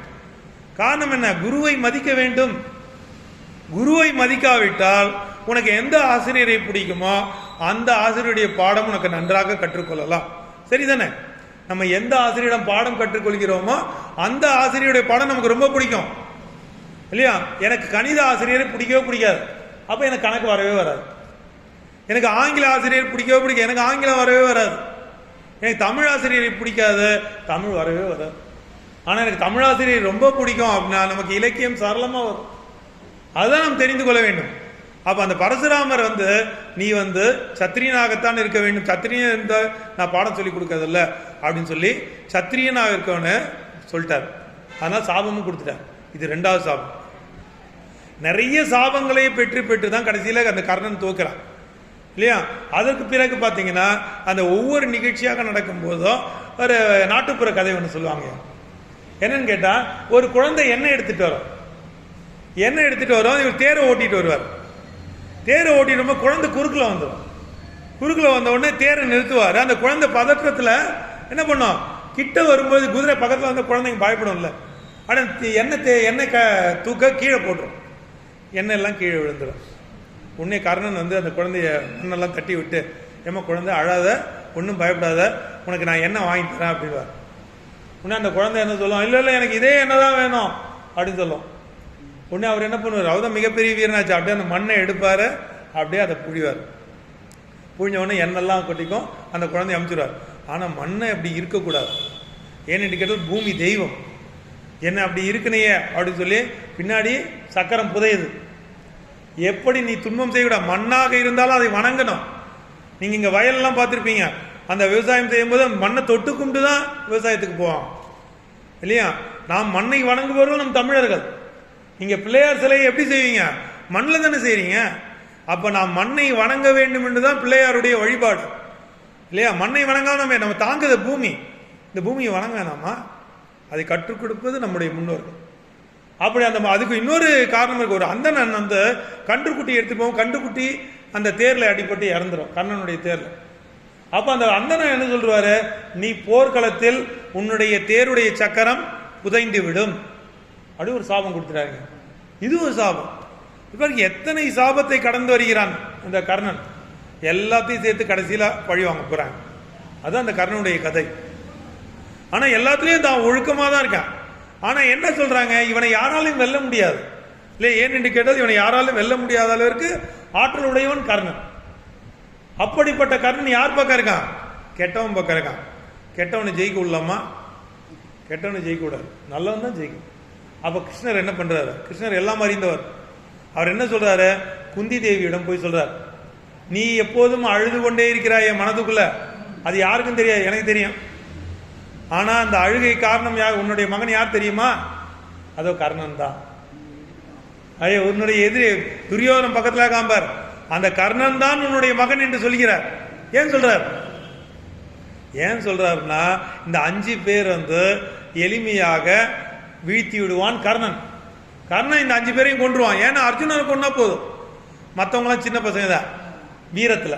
வீரத்துல அர்ஜுனனை கொன்று விட்டால் இந்த பாண்டவர்களே கொன்று விடலாம். அதனால என்ன பண்றாரு இவர் கிருஷ்ணர்? இவங்க 5 பேரை காப்பாற்றணும். ஏன்? கிருஷ்ணர் நல்ல ஒரு பக்கம் தானே இருப்பார். ஆனா கிருஷ்ணர் எல்லாமே நியாயமா நடந்துப்பார். எப்படின்னு கேட்டா, இவர் இவர் கையில உதவி கேட்க போவாங்க. யார் போறா? கௌரவர் படையிலேருந்து துரியோதனம் போறான். இதுல இருந்து பாண்டவர்ல இருந்து யாருங்க? அர்ஜுனன் போறார் இல்லைங்க? அர்ஜுனன் போறார். 2 பேர் போறாங்க. போகும்போது முதல்ல துரியோதனம் போயிடறான். யார முதல்ல பார்க்கணும்? ஃபர்ஸ்ட் கம் ஃபர்ஸ்ட் சர்வ் தான். எப்படி நம்ம ஆபீஸ்ல அதே மாதிரி முதல்ல துரியோதனம் போறான். துரியோதனம் போய் கிருஷ்ணரை பார்க்கறான். கிருஷ்ணர் வேணுன்ட்டு தூங்குற மாதிரி நடிக்கிறார். ஏன்னா முடிச்சிருந்தா துரியோதனை பார்த்தோம்னா அவன் கேட்டதை கொடுக்கணும். அதனால வேணுன்ட்டு என்ன பண்ண தூங்குற மாதிரி நடிக்கிறார். தூங்குனா அவன் கால் பக்கம் உட்கார்றான். கால் பக்கம் உட்கார்ந்த உடனே அப்புறம் கொஞ்ச நேரம் உட்கார்ந்த உடனே தான் தெரியுது, நம்ம எவ்வளவு பெரிய அரசன், நான் போய் கிருஷ்ணருடைய கால் பக்கத்தில் உட்கார்றது அப்படின்னு சொல்லி சேரை எடுத்துட்டு போய் அங்க போய் போட்டு விட்டான். எங்க தலைப்பக்கம் போய் உட்காந்துட்டான். தலைப்பக்கம் போய் உட்கார்ந்த பிறகு அடுத்து அர்ஜுனன் வரான். அர்ஜுனன் வந்த பிறகு அவன் என்ன பண்ணான்? இவனாவது கால் பக்கத்தில் உட்கார்ந்ததுக்கு வெக்கப்பட்டு அங்க போய் உட்காந்துட்டான். இவன் கால் பக்கம் உட்கார்ந்ததுல காலை தொட்டு கும்பிடுறான். காலை தொட்டு கும்பிட்டு உட்காந்துருக்கான். அப்பதான் வேணுன்ட்டே தெரியாத மாதிரி எழுந்துக்கிறார் கிருஷ்ணர். எழுந்த உடனே யாரை பார்ப்போம்? கால் பக்கம் இருக்கிறவங்க தலைப்பக்கம் இருக்கிறவங்க பார்ப்போமா? கால் பக்கம் இருக்கிறவங்க பார்க்க முடியாது, கண் இந்த பக்கம் தான் பார்க்கும். பார்த்தோன்னா வா அர்ஜுனா உனக்கு என்ன வேணும்னு கேட்கிறார் இல்லையா? மருத்துவம் பார்க்க வேண்டியவர்கள் எப்படி இருக்கணுங்க? நல்ல படிச்ச ஐயாவுடைய மாணவர்கள் குழந்தைகள்லாம் பெரிய இன்ஜினியராக இருக்காங்க, பெரிய பெரிய யூனிவர்சிட்டியில் இல்லையா, பல்கலைக்கழகத்தில் இருக்காங்க. ஆனால் மருத்துவம் பார்க்கக்கூடியவர்கள் திறமையானவனா இருக்குமா திறமை இல்லாதவனா இருக்குமா? திறமையோடு இருக்கும். நம்ம உடம்பை பார்த்தவொடனே இப்படி தொட்டு பார்த்தோன்னே கண்டுபிடிச்சிடும், ஓ இவருக்கு ஜுரம் இருக்கு, இந்த மாத்திரை கொடுத்தா சரியாயிடும். அப்படி படித்தவர்கள் தான் டாக்டர் ஆகணும் இல்லையா? மற்றபடி யாரும் டாக்டர் ஆகிட்டோம் இல்லையா, பணத்தை கொடுத்து டாக்டர் ஆகிடணும் முடியுமா? அப்படி ஆனால் என்ன பண்ணுவோம்? மருத்துவ எல்லா உயிர்களையும் காப்பாற்ற முடியுமா? அதெல்லாம் மாற்றணும் இல்லையா? அதை மாற்றியவர்கள் தான் அந்த குருமார்கள். இப்போ யாருக்கு என்ன தகுதி இருக்குன்னு பார்த்தாங்க. அப்போ கர்ணனுக்கு அந்த தகுதி இல்லைன்னு நினைச்சிட்டாங்க. ஆனால் பரசுரன் எனக்கு தகுதி இருக்குன்னு சொல்லி எல்லா வித்தையும் கத்துக்கிட்டார். பரசுராமன் என்ன சொல்லி கத்துக்கிட்டாரு? அர்ஜுனனும் தர்மத்தில் சிறந்தவன். என்ன சொல்லிட்டான்னா, எனக்கு என்ன வேணும்னு கேட்டா, முதல்ல வந்தவன் துரியோதனன், அவனை நீ கேளுன்ட்டார். பாருங்க எவ்வளவு நல்லவன் பாருங்க. இல்லை நம்மள இருந்தா என்ன பண்ணுவோம்? நம்ம கிட்ட நம்ம ஏதாவது ஒரு டிக்கெட் வாங்க போறோம்னு வச்சுக்கோங்க, நம்ம முன்னாடி ஒருத்தர் நிக்கிறாரு, அவர் போன் பேசிட்டு இருக்காரு, வந்துட்டாரு, அவர் வரதுக்குள்ள நம்ம டிக்கெட் வாங்கலாம்னு யோசிப்போம். அது நம்ம பண்பு இல்லையா? நம்ம எவ்வளவு சீக்கிரம் போலாம் இருக்கு. ஆனா அவன் சொல்லிட்டான், எனக்கு முன்னாடி ஒருத்தர் வந்துட்டான், அதை துரியோதனன் வந்திருக்கான், அவனை நீங்க பார்த்துட்டு என்ன பாருங்கன்னா எவ்வளவு நல்லவன் பாருங்க. ஆனா இவருக்கு என்ன? இவன் கேட்கிறான், சரி இவன் சொல்லிட்டான், இவன் திருத்த முடியாது. அடுத்த துரியோதனன் கேட்கிறாரு. அப்பயும் என்ன பண்றாரு? தான் வரான்னு ஒத்துக்கல. எவ்வளவு அழகா கேள்வி கேட்கிறாரு பாருங்க. உனக்கு என்னுடைய படை வேண்டுமா அல்லது நான் வேண்டுமா? என்னுடைய படை மிகப்பெரிய படை, அது வேண்டுமா? நான் ஒன்றுமே இல்லாதவன், நான் ஆயுதம் கூட ஏந்த மாட்டேன் என்று சொன்னார். நான் போருக்கு வரதா இருந்தா நான் ஆயுதம் ஏந்த மாட்டேன், நீ நான் வேணுமா அல்லது என்னுடைய படை வேண்டுமான்னு கேட்கிறார். துரியோதனன் முட்டாள் தானே. ஏன்னு கேட்ட, கடவுளை விட கடவுளுடைய படை பெரிதா? எனக்கு அவனுக்கு தெரியல பாவம், அவனுக்கு நிறைய படை இருந்தா போதும் அப்படின்னு நினைச்சான். இப்போ உங்களை கேட்டா சொல்லலாம், அம்மா கேட்குறாங்க, நான் உனக்கு பலகாரம்லாம் செஞ்சு கொடுத்துட்டு ஊருக்கு போட்டுமா இல்லை நான் உன் கூட இருக்கட்டுமான்னு எல்லா குழந்தையும் என்ன சொல்லுவோம்? அம்மா நான் உன் கூட வரேன்னு சொல்லுவோம். ஏன்னா அம்மா கூட இருந்தால் எல்லாமே கிடைக்கும் இல்லையா? இல்லாட்டி மற்ற எதுவும் கிடைக்காது, யாரும் கொடுக்குறதாலும் சொல்ல முடியாது. தாய் தான் உயர்ந்தவர், இது நமக்கு தெரியுது. ஆனால் அந்த துரியோதனுக்கு தெரியல. அவன் என்ன சொல்றான், கடவுள் நீ வேணா, உன்னை வச்சு நான் என்ன பண்ண போறேன், அதுவும் நீ ஆயுதமும் ஏந்த போறதில்ல, அதான் நீ தேவையே இல்லைன்னு சொல்லிட்டான். நீ தேவையே இல்லை, எனக்கு உன் படையை கொடுத்தா போதும். அர்ஜுனன் மகிழ்ச்சியாக என்ன சொல்லிட்டான், கிருஷ்ணா நீ என் கூட இருந்தா போதும் சொல்லிட்டான். அதான் கடைசி வரை கிருஷ்ணன் கூடயே இருந்து அவருடைய வெற்றிக்கு வழி வைக்கிறார்கள். யார் கூட இருக்கணும், கிருஷ்ணன் கூட. என்ன செஞ்சார் அவரு, ஆயுதத்துக்கு போராடினாரா, ஒண்ணுமே பண்ணல. என்ன சொன்னார், ஒரே ஒரு ஆயுதத்தை பயன்படுத்தார். என்ன ஆயுதம், குந்தி தான் ஆயுதம். குந்தி அம்மா கிட்ட போய் சொல்றார், ஏமா உனக்கு 5 பசங்க நீ நினைச்சிட்டு இருக்கிய, இன்னொரு பையன் எப்போ தேடிக்கிட்டே இருக்கல, அந்த பையன் தான் கர்ணன், அவனை போய் பார்த்துரு அப்படின்னு. கரெக்டா அந்த போர் நடக்கிற சமயம். ஏன்னு கேட்டா கர்ணன் இவங்க எல்லாரும் அழிச்சிட போறான், இவங்களை அழிக்க விடக்கூடாது அப்படின்னு சொல்லி குந்தி தேவி கிட்ட போய் சொல்லிடலாம். உடனே அவனுக்கு ரொம்ப சந்தோஷம் அந்த அம்மாவுக்கு. அந்த அம்மா போயிட்டு நான் இப்பயே போறேன் அப்படின்னு சொல்லி கர்ணனை போய் பார்க்க போறாங்க. கர்ணனை போய் பார்க்கும் பொழுது இவர் சொல்லி அனுப்புறாரு. என்ன சொல்லி அனுப்புறாரு, நான் எப்படியாவது கர்ணனை இந்த பக்கம் கூப்பிட்டு வந்துடுறேன் அப்படின்னு சொல்லி நம்ம போறேன். இவருக்கு தான் எல்லாம் தெரியுமே, இவன் எப்படி இருந்தாலும் கூப்பிட்டா வரமாட்டான் அப்படின்னு இவருக்கு தெரியும். ஆனா அந்த அம்மாவுக்கு தெரியாது, நம்ம கூப்பிட்டா பையனாச்சா வந்துடுவான் அப்படின்னு நினைச்சா போய் கூப்பிட போறாங்க.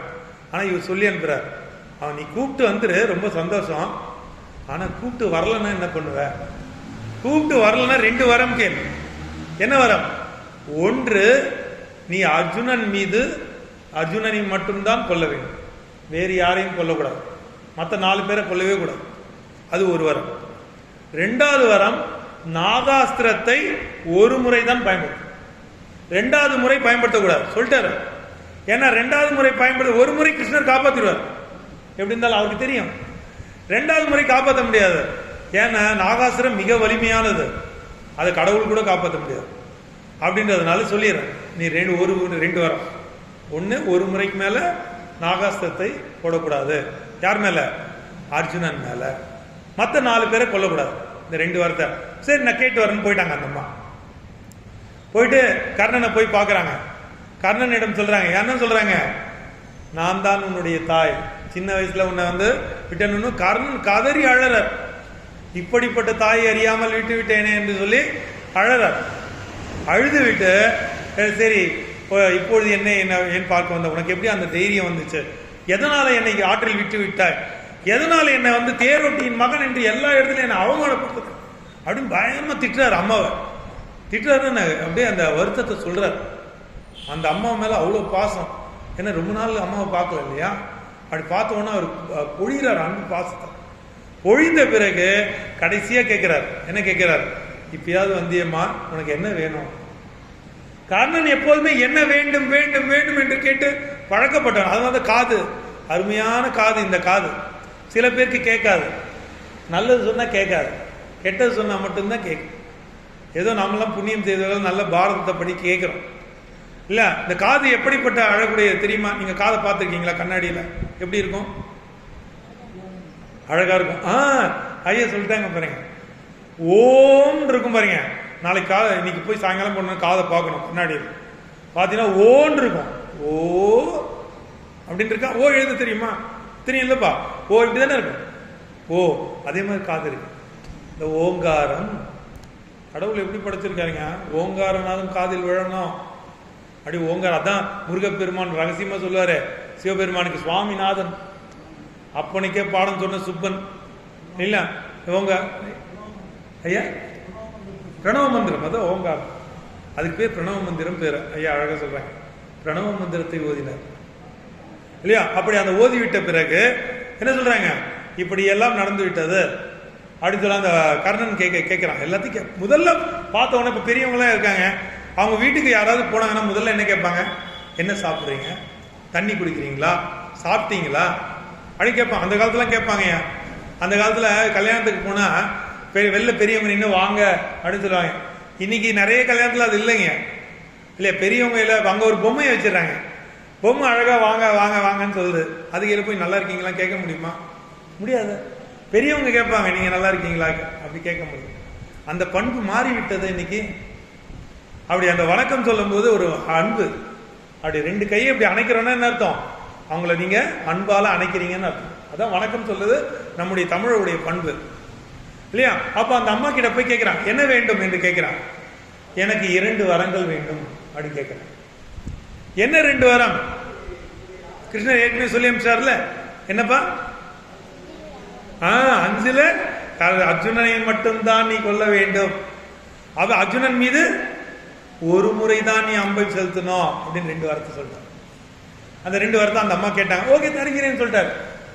ஏன் தருகிறேன் என்று சொன்னார்னா அதுக்கு ஒரு இலக்கணம் இருக்குங்க. ஏன்னு கேட்டால், நான் உண்மையான வீரன். அர்ஜுனனை வீழ்த்தினா போதும், மற்ற 4 பேர் சின்ன பசங்க, அவங்கள வேலை. வீரனை தான் வீரன் அடிக்கணும். அதுல நான் அடிச்சிருவேன், எனக்கு சந்தேகமே இல்லை. அதுவும் 2வது அம்பு எனக்கு தேவையே இல்லை. ஏன்னா ஒரு அம்புலயே அர்ஜுனன் நான் சாவடிச்சிருவேன். அதனால தாய் சொன்னது பெரிய விஷயம் இல்லை அப்படின்னு ஒத்துட்டார். ஏன்னா கர்ணனுக்கு தெரியாது கிருஷ்ணருடைய சூழ்ச்சிலாம். கிருஷ்ணர் எப்படி காப்பாற்றுவார்னு தெரியாதுல்ல. யாரை எப்படி காப்பாற்று கிருஷ்ணருக்கு கடவுளுக்கு தெரியாதா?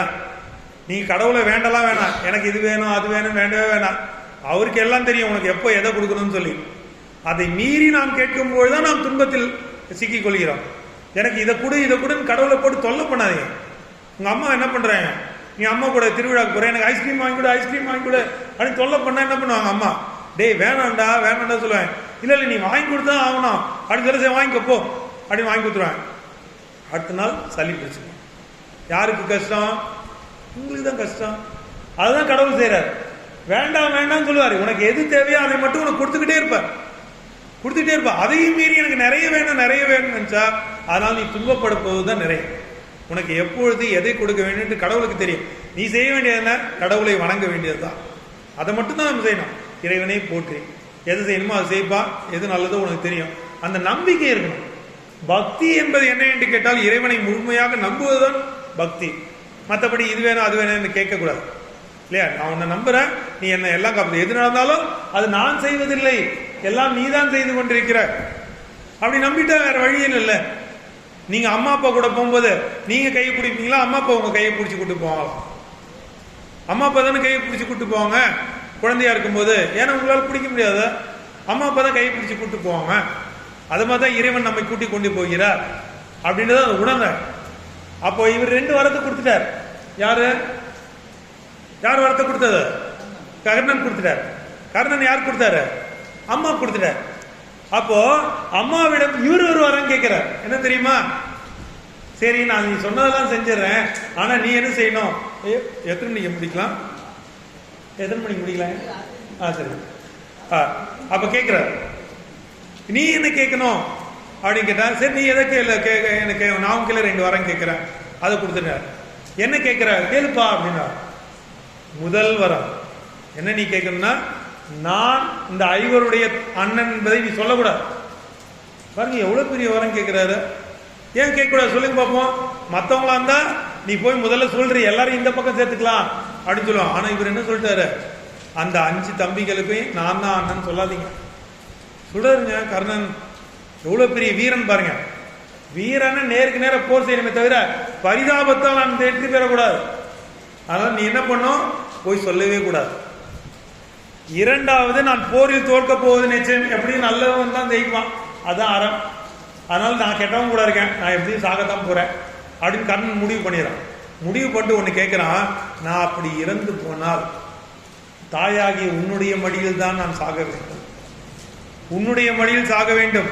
நீ கண்ணீர் விட உன்னுடைய கண்ணீர் என் உடல் மீது பட வேண்டும். அதுதான் எனக்கு மிகப்பெரிய வரம். தாயுடைய மடியில் சாவதுதான் மிகப்பெரிய வரம் என்று நினைத்தான் கர்ணன். தாயோடைய அந்த அளவுக்கு பாசம் வைத்திருந்தான். உன்னை குந்தி வேணாம் நான் சொல்லுவாங்க, சரிப்பா அப்படின்னு சொல்லிடுறேன். அவ்வளவுதான்.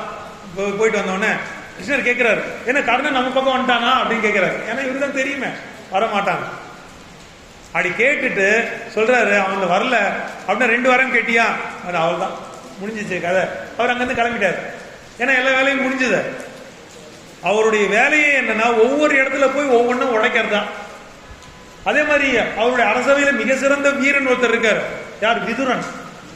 விதுரன் ஒரு வீரர் இருக்காரு. யார் அவரு? திருதராஷ்டிரனுடைய தம்பி இல்லையா? மிக சிறந்த வில்லாற்றல் உடையவர். அவரை யாராலும் வெற்றி பெற முடியாது. பீஷ்மர் மிகப்பெரிய ஆற்றல். எல்லா வீரர்களும் துரியோதனன் பக்கம் தான் இருக்காங்க. இவங்க பக்கத்துல யாருமே இல்லை, கூட கிருஷ்ணர் மட்டும்தான் இருக்காரு. அப்ப என்ன பண்ண, அந்த எல்லாரையும் வீழ்த்தணும், ஒவ்வொருத்தரையா வீழ்த்தணும். அப்ப என்ன பண்றாரு, ஒவ்வொரு படிப்படியாக செல்கிறார் கிருஷ்ணர். அங்க போய் விதுரனை கேட்கிறார். விதுரனை எப்படி வீழ்த்த வேண்டும் என்று முடிவு செய்கிறார். இது ஒரு அருமையான கதைங்க. இந்த விதுரன் எல்லாரும் கிருஷ்ணர் வரும்பொழுது அவமதிப்பாங்க. யாரு? துரியோதன அவைக்கு வரும்பொழுது. அப்படி வரும்பொழுது அவமதிக்கும் பொழுது என்ன பண்ணுவாரு? கர்ணன் கூட அவமதிப்பான் இல்லையா? நீ என்ன இப்ப வந்திருக்க அப்படின்ற மாதிரி சொல்லுவார். துரியோதனன் சுத்தமா திரும்பிப்பான் முகத்தை, அப்புறம் இப்படி லேசா அழுத்துவார் பூமியை. அழுத்தினவுடனே அந்த அவன் உட்காந்துருக்கு இப்படி இருக்கை சாஞ்சிரும்.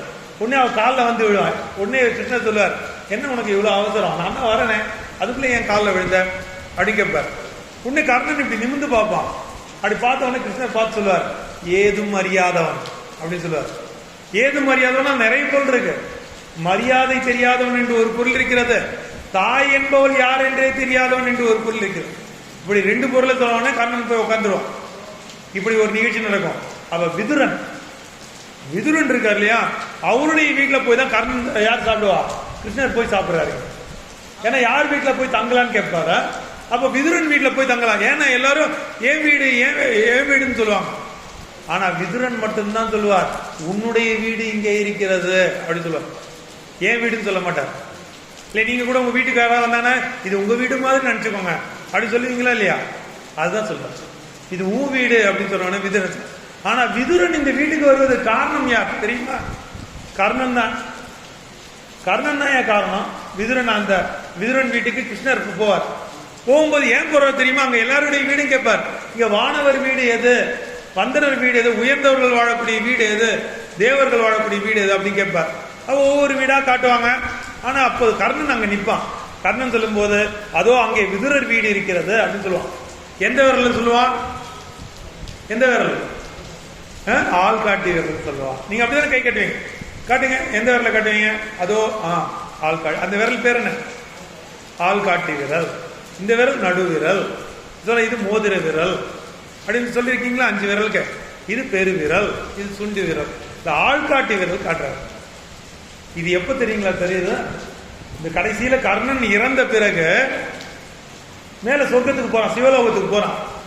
சிவலோகத்துக்கு போகும்பொழுது அவன் உடம்பெல்லாம் எரிகிறது, பசி எரிகிறது.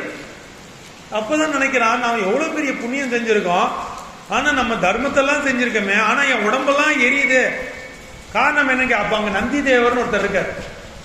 நந்தி தேவர் சொல்றாரு, உடம்பு எரியுதா? எப்படி நம்ம டாக்டர் சொல்லுவாங்க இல்லையா, வீட்டுல டாக்டர் யார்? ஆயா தான் டாக்டர்.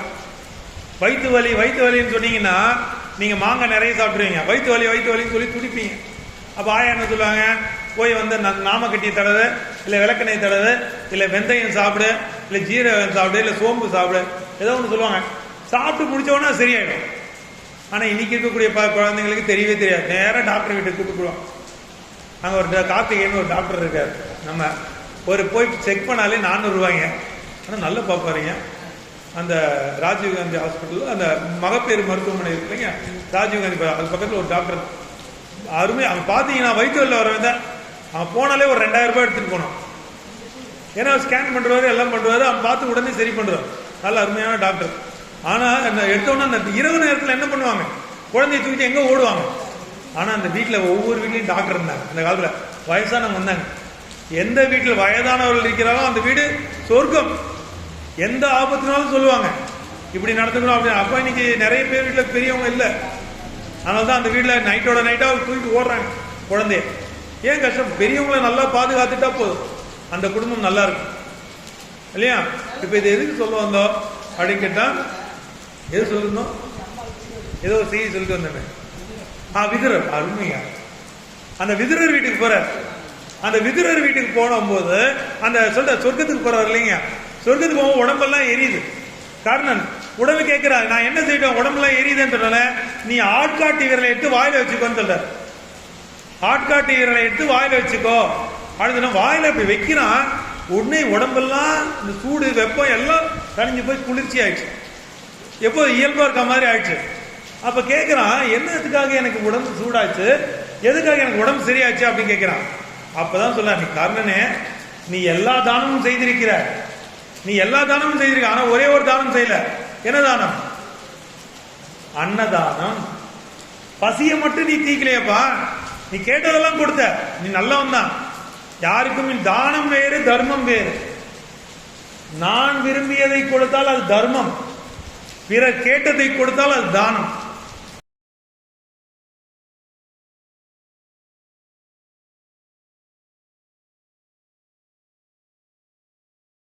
கர்ணன் ரெண்டையும் செய்தான், தானத்தையும் செய்தான், தர்மத்தையும் செய்தான்.